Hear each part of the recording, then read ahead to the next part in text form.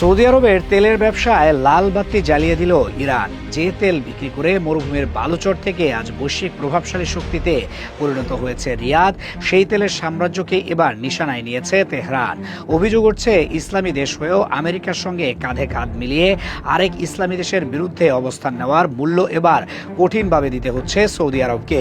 ইরানের ভাষ্য অনুযায়ী এই আঘাত শুধু সামরিক নয়, এটি রাজনৈতিক ও অর্থনৈতিক বার্তা।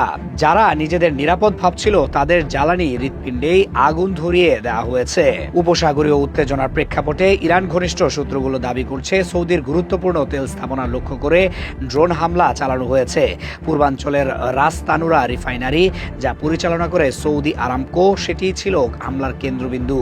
এই স্থাপনাটি শুধু অর্থনীতির নয়, বৈশ্বিক জ্বালানি সরবরাহের অন্যতম বড় হাব। প্রতিদিন লাখ লাখ ব্যারেল তেল এখান থেকে প্রক্রিয়াজাত হয়ে আন্তর্জাতিক বাজারে যায়। এমন একটি স্থাপনায় আঘাত মানে সরাসরি অর্থনৈতিক চাপ সৃষ্টি করা।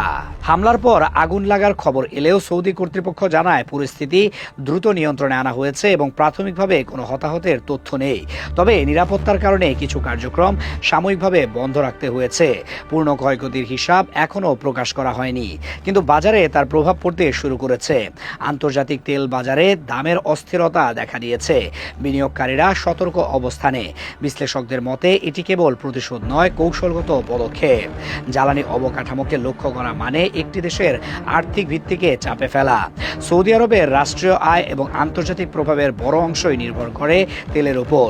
সেই জায়গায় আঘাত করে ইরান দেখাতে চেয়েছে সংঘাতের পরিধি শুধু সীমান্তে সীমাবদ্ধ নয়।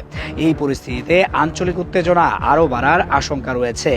যদি তেল উৎপাদন বা রপ্তানিতে দীর্ঘমেয়াদী বিঘ্ন ঘটে, তাহলে আন্তর্জাতিক বাজারে বড় ধরনের মূল্য বৃদ্ধি হতে পারে। এতে পরিবহন ব্যয় বাড়বে, বিদ্যুৎ উৎপাদন খরচ বাড়বে, আর তার সরাসরি প্রভাব পড়বে সাধারণ মানুষের জীবনে।